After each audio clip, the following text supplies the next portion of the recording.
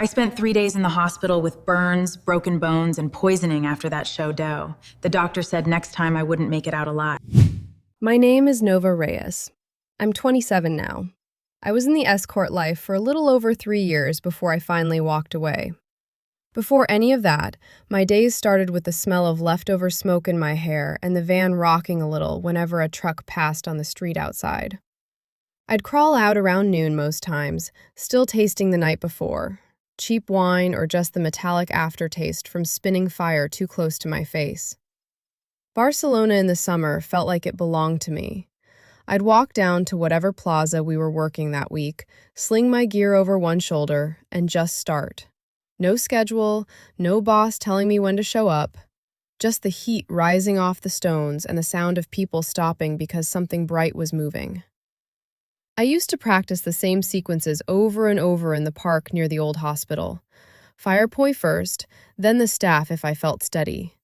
My hands knew the weight of those chains better than they knew anything else. Some afternoons, the old painter would already be there on his little folding stool, charcoal stuck behind his ear, sketching whoever sat still long enough.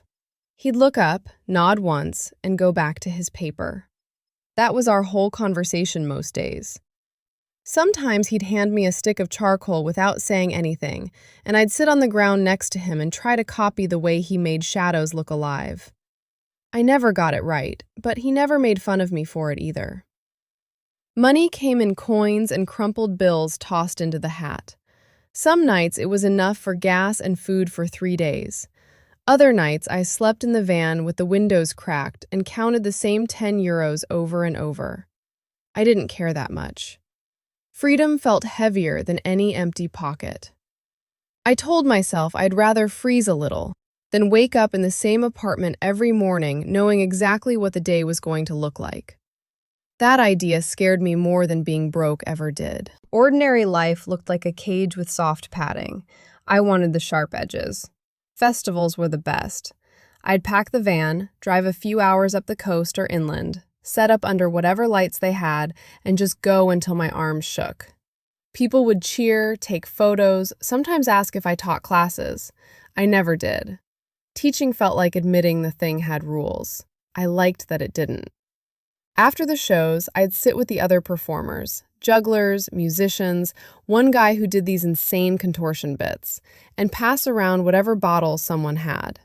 We'd talk shit about the crowds, about which towns paid better, about nothing important. Then I'd climb back into the van and fall asleep with the windows open, the smell of burned fuel still on my skin. There were quiet stretches, too. Winter months when the tourists thinned out and the plazas felt emptier. I'd spend whole afternoons just walking, hands in my pockets, watching regular people go to jobs or come home from them. Sometimes I'd catch myself staring too long and feel this weird mix of pity and envy. Pity because they look so locked in. Envy because at least they seemed to know where they were supposed to be at 6 o'clock. I never did. That restless feeling in my chest never really left. It was like the fire needed somewhere else to go once the show was over. I kept telling myself this was the life I wanted. No rent contract, no fixed address, no one expecting me to be anywhere specific. Just the next performance, the next small town, the next rush when the first flame caught and the circle of faces lit up. It felt pure then, like I was still in control of every second. Looking back, I can see the little cracks already forming. The nights the coins barely covered gas, the mornings I woke up alone in the van and realized how quiet it had gotten since my family fell apart. The way the adrenaline started fading a little sooner each time. But back then, I just pushed harder, spun the fire closer, stayed out later. Told myself the restlessness was part of being free. I didn't know yet how thin that freedom actually was. After my mom got burned that night, everything got quieter, and not in a good way. The van felt bigger somehow, empty corners where her stuff used to be. Dad stuck around for a few weeks, then one morning the side door was open and his bag was gone. No note, just gone. I kept expecting him to show up at the next plaza like nothing happened, but he never did. Money got tight fast. The fire shows still brought people in, but without her, it was just me spinning and collecting whatever landed in the hat. Some nights it was decent. Most nights it wasn't. I started saying yes to every little private party that asked, even the ones that paid next to nothing, just so I could keep gas in the tank. The van needed work, too. Brakes were soft. One of the back lights kept dying. I'd put it off for weeks until it got dangerous, then shell out whatever I had and eat rice for the rest of the month. Winters hit harder once I was alone. I'd wake up with my hands stiff from the cold and have to run them under hot water at some cafe bathroom before I could even hold the chains properly. Crowds thinned out. Some days I'd set up and stand there for 2 hours with almost nobody stopping. You start questioning every move when that happens. Am I spinning too slow? Is the fire not bright enough? I'd push harder, stay out later, come back to the van smelling like smoke and cheap street food, too tired to even wash my face. The old painter still showed up sometimes. He'd look at me a little longer than usual, like he could see I was running on empty, but he never said much. One afternoon, he just handed me a sandwich and went back to his sketching. I ate it in silence. That kind of quiet starts to get under your skin.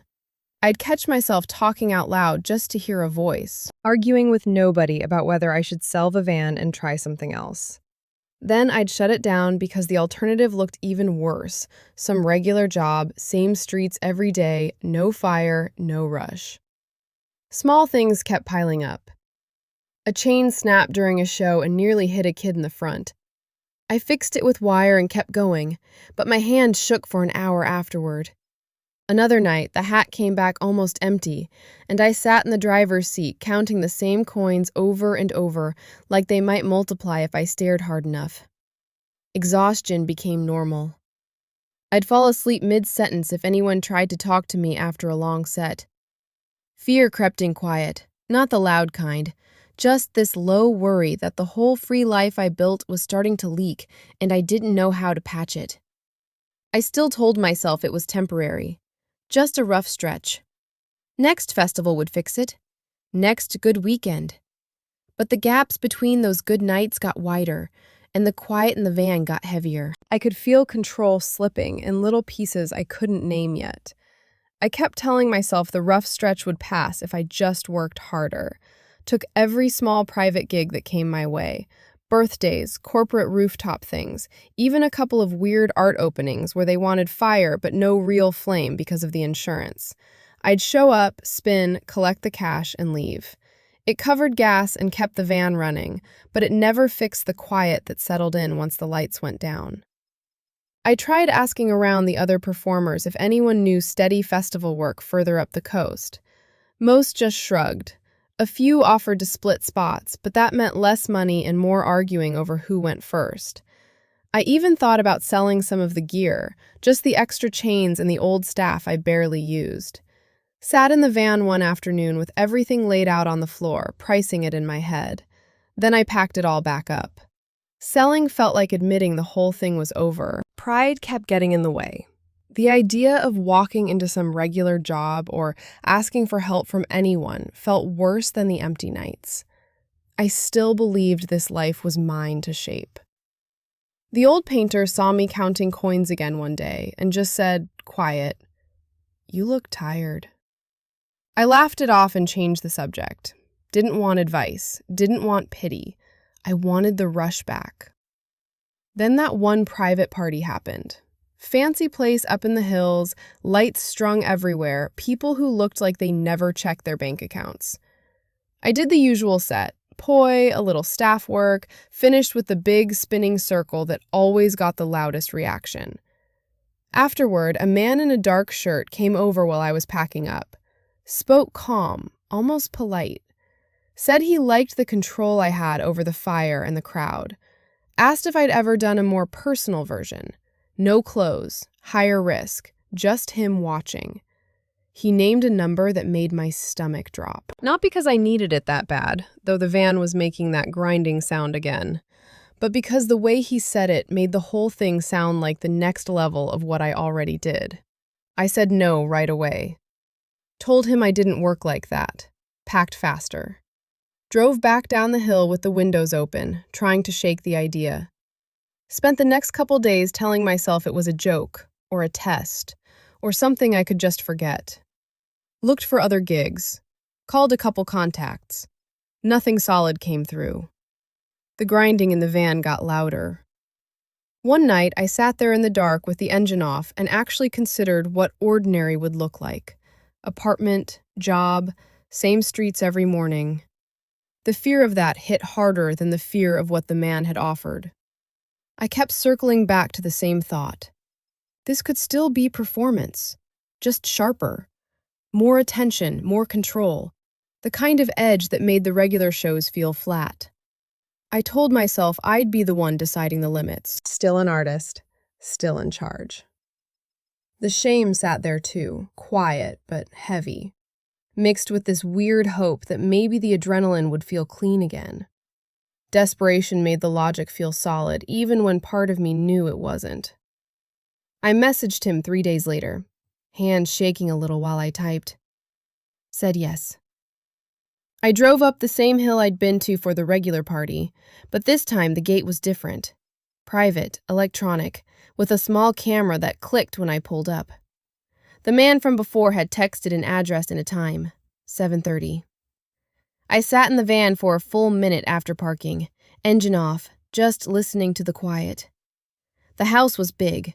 White walls, glass everywhere, the kind of place that looked like it never got dusty. A side door opened before I even reached it. A woman in a plain black dress nodded once and said, "He's waiting upstairs, second door on the left." No smile, no small talk. The hallway smelled like clean wood and something citrus. My boots felt too loud on the floor. The room was mostly empty except for a low couch, a single chair facing it, and soft light from a lamp in the corner. He was already sitting there, same dark shirt, sleeves rolled once. He stood when I came in, gestured to the chair opposite him, and said, "Thank you for coming. We can keep this simple." He explained it like he was describing a performance brief. No close once we started. A few elements of risk, nothing I couldn't stop if I needed to. He would watch. That was the main part. He wanted the same control he'd seen with the fire, just closer. No phones, no recording, cash at the end. I nodded more than I spoke. My mouth felt dry. There were long stretches where neither of us said anything, just the low hum of the air conditioning and the sound of my own breathing.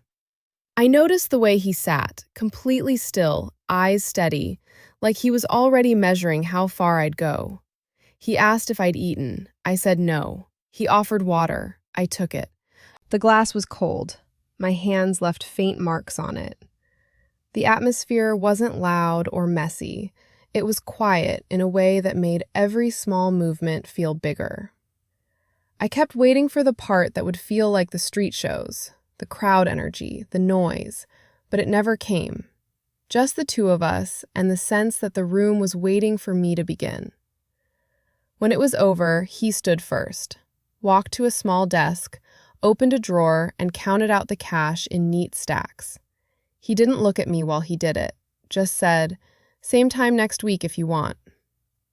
I took the money, folded it once, and put it in my jacket pocket.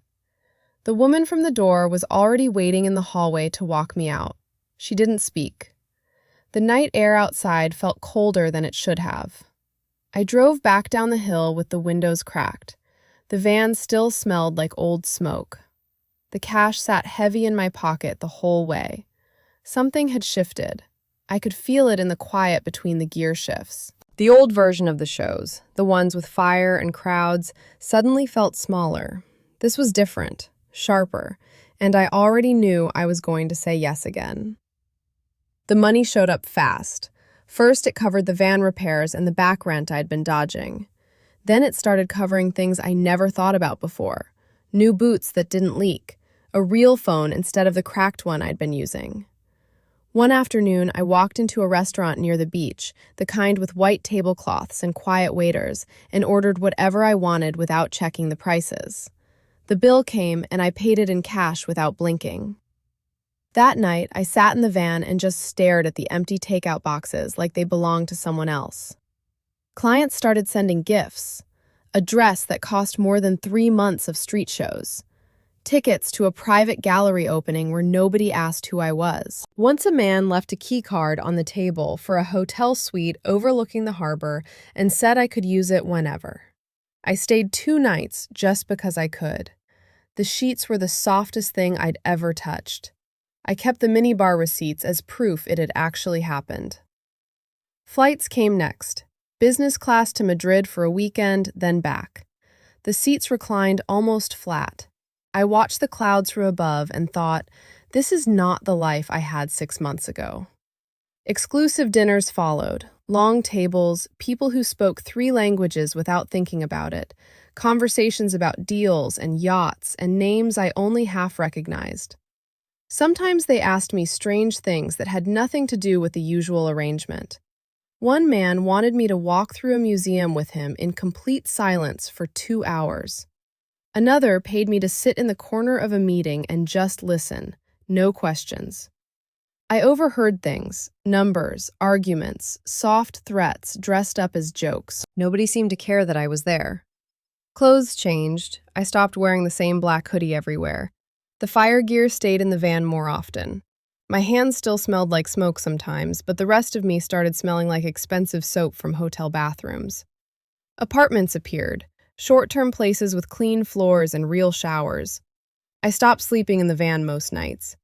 The old painter asked once where I'd been. I told him festivals. He didn't push. Every week something small shifted. A request that felt one step further than the last. A rule I didn't know existed until I broke it by accident. Don't ask about their real names. Don't stay past a certain hour. Don't look too long at the other people in the room. I got used to the silence that followed certain conversations. Got used to the way some of them watched me like I was part of the furniture until they needed me to move. There were moments that made me stop. Standing on a private balcony at 2 a.m, city lights below, realizing I hadn't spoken to anyone from the street scene in weeks. Sitting in a car that cost more than my whole childhood while the driver waited outside a club I'd never heard of. Feeling the adrenaline spike when a new boundary got tested, and I said yes without thinking. Some of it felt electric. Some of it sat wrong in my stomach for days. I kept telling myself I was still the one deciding the edges. One night, I caught my reflection in a hotel mirror and barely recognized the person looking back. Cleaner, quieter, further away from the plazas and the fire. The 2 lives I'd been balancing weren't 2 lives anymore. This one had taken over, and leaving it already felt harder than staying inside it. The months started running together after that. 1 booking turned into 3 a week, then sometimes 5. I'd sleep until 3 or 4 in the afternoon, shower, pick an outfit that looked expensive enough, and head out when the sun was already going down. The van sat parked longer. Some weeks, I didn't even start the engine. Hotels became the default. Different names at different desks. I got good at inventing them on the spot. Something common, something forgettable. By the time I checked out the next morning, the name was already gone from my head. Clients changed. The polite ones were still around. The ones who tipped extra and asked if I'd eaten. But more of them started testing edges. One man wanted me to arrive already in character, some version of a woman who didn't exist, and stay that way for 6 hours without breaking. Another spent the whole evening talking about his divorce like I was a therapist who'd signed a contract. I learned to nod at the right moments and ask questions that kept him talking so I didn't have to. Reading people became automatic. The ones who smiled too much, the ones who never looked at their phones, the ones who waited until the last 10 minutes to change the plan. I could clock it in under a minute most nights. I stopped telling the old painter anything real. When he asked where I'd been, I gave him festival stories I've half remembered from years before. He stopped asking after a while.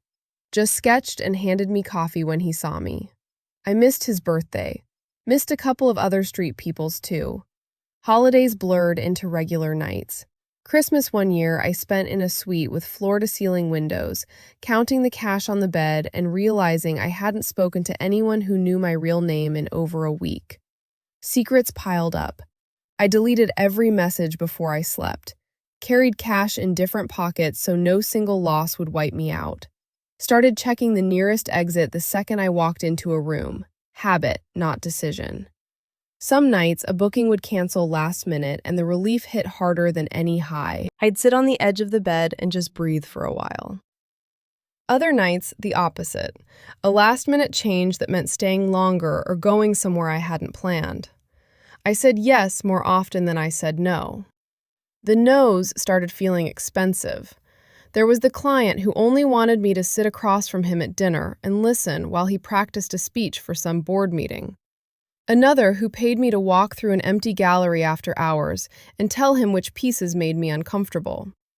One who brought his own music and asked me to move however the songs made me feel, no talking allowed. Some of them were almost kind in their own strange way. Others left me with a tight feeling in my chest that lasted days. None of them raised a hand. They didn't have to. The power sat in the room with us like extra furniture. I stopped noticing the luxury. The first business class flight had felt impossible. By the 20th, it was just a quieter seat and free wine. Hotel suites stopped impressing me. I could walk into a place that cost more per night than I'd made in a whole month on the street and feel nothing except the need to locate the bathroom and the exit. Expensive clothes hung in the closet, and I rotated them without looking at the labels. The adrenaline that used to feel clean started coming with a flat aftertaste. I'd finish a night, take the money, and feel mostly tired. Lying became background noise. Someone from the old life would text, and I'd answer with a location 3 cities away. I memorized cover stories the way I used to memorize fire sequences. My hands still knew the weight of the chains, but I barely touched them anymore. Some mornings I'd wake up and have to check my phone to remember what day it was. The numbness settled in quiet. Things that would have made me walk out a year earlier just became part of the job. A request that sat wrong. A silence that stretched too long. A look that lasted a second past comfortable. I adjusted, made the excuse in my head before the door even closed behind me. I caught myself one night standing in a hotel bathroom, washing my hands longer than necessary, staring at the mirror without really seeing it. The woman looking back knew how to smile on cue, how to leave without lingering, how to forget the details by morning. She didn't flinch at much anymore. Outside the window, the city kept moving. Inside the room, the next booking was already waiting on my phone. I dried my hands, picked up the bag, and walked out like it was any other night. This was just the life now. The invite came through someone I'd worked with before. Close performance, private estate outside the city, small group of high-end clients. Good money. They wanted the fire element mixed with something more extreme, the kind of night that stayed off any public calendar. I almost said no. Something in the way it was phrased felt off. Too vague about the number of people, too insistent on no phones. But the number they offered covered 2 months of everything, and I'd gotten used to saying yes when the details stayed fuzzy. I told myself I'd keep control the way I always had. The place was a big modern house with glass walls and a lit pool out back. A driver picked me up. Inside, 6 or 7 men, expensive watches, quiet voices. They were polite at first. Offered a drink, asked about the fire shows like they were fans. The atmosphere started normal enough. Low music, soft lighting, the usual careful distance. Then the requests began shifting. One of them said they wanted a full private set with no limits. Another mentioned cameras for their own records. I felt the first real unease when the door to the main room locked behind us, and the woman who'd let me in disappeared. I ignored the early signs. The way they stopped asking and started instructing. The way the conversation turned clinical. The props that appeared that had nothing to do with fire spinning. By the time it was clear this wasn't a performance anymore, the exits were covered and the tone had hardened. They treated me like a living prop for the rest of the night. Restrained, burned, filmed, forced through things I won't describe. At the end, they carried me to the pool and put me in the water while I was barely conscious. Someone laughed about it being the finale. I don't remember who pulled me out. Next clear moment was fluorescent lights and the smell of antiseptic. Hospital. 3 days. Burns across my arms and back, fractures in 2 places. Poisoning, they said, came from whatever had been in my system. The doctor stood at the foot of the bed, looked at the chart, and said it plain. If something like this happened again, I wouldn't walk out. He didn't soften it, just stated it like weather. Outside the window, traffic kept moving. Nurses changed shifts. Someone in the next bed watched TV at low volume. The world acted like it was any other week. I stared at the ceiling and counted the hours until they let me leave. When the old painter showed up, how he found out I still don't fully know. He didn't ask questions, just helped me into a taxi and got me somewhere quiet. That night in the hospital bed was the first time the old lie completely collapsed. I wasn't an artist controlling the edge. I was the thing they could break and leave. Continuing after that stopped being an option. Leaving wasn't one clean break. I tried twice before it stuck. The first time, I just stopped answering and changed my number. Within a week, the old contacts found the new one. A message with a still from that night, nothing else. No threats written out, just the proof that the video existed. I went back for 3 more months because the alternative felt worse, having that floating around while I tried to start over with nothing. The second try, I actually moved. Packed what fit in a duffel, left the van with a guy I used to share plaza space with, and took a bus 2 cities over. Rented a room that smelled like someone else's cigarettes. Got a job washing dishes at a place that paid cash. Lasted 6 weeks. Nightmares woke me most nights. Water, lights, the sound of people talking over me like I wasn't there. I'd sit on the edge of the bed until the shaking stopped, then go to work with the same clothes on. The guilt sat heavier than the fear. Every quiet moment turned into a rerun of how long I'd told myself I was still in charge. The old painter was the one who made the third attempt possible. He showed up at the hospital when they discharged me, didn't ask for the story, just took me to a place he knew where nobody would look for a while. Helped me get a cheap phone with a new number, sat with me the first few nights when I couldn't sleep. He never said I told you so, just made coffee and left charcoal and paper on the table like he used to. I tried drawing what happened. Most pages ended up torn in half. Money was the practical part that almost broke me again. No savings that weren't tied to the old life. I sold the last of the fire gear for almost nothing. Took whatever work I could get that didn't ask too many questions. Cleaning offices at night, stocking shelves, eventually the assistant job at a small tattoo shop. The shop owner didn't care about my gaps as long as I showed up on time and kept the stations clean. The first month I checked the door every time it opened. Still do, sometimes. Panic attacks came in ordinary places, standing in a grocery line, hearing laughter that sounded too close to that room, the smell of certain candles. Fire itself became impossible. Even a lighter made my hands go cold. I stopped walking past the plazas where I used to perform, deleted every photo I still had of the old shows. Shame made me quiet around new people. I'd catch myself inventing cover stories for years of my life, and then hate how automatic it felt. Therapy helped in small pieces. I went because the painter pushed, not because I believed in it. Some sessions I barely talked. Support groups felt worse at first, too many stories that sounded like mine. Loneliness was constant. Old friends from the street scene had moved on or didn't know how to talk to the version of me that came back. Trusting anyone took longer than I expected. Even now, I measure people in seconds, the old habit of reading exits and intentions. The scars are still there, some on the skin, some not. I live in a quiet apartment now, same city but a different neighborhood. Work at the tattoo shop 4 days a week. Keep to myself mostly. I still try to draw what happens sometimes. The pages stay unfinished more often than not. I can't forgive the part of me that kept calling it art long after it stopped being anything close. The regret is simple. I traded the one thing that felt like mine, the fire, the freedom, for a high that was never real. I'm 27. I don't perform anymore. I don't look for the edge. Some nights I still wake up thinking I'm back in that room. Most days I just keep moving through the ordinary ones. I thought I was playing a dangerous game. I was only the prop they could break and throw away.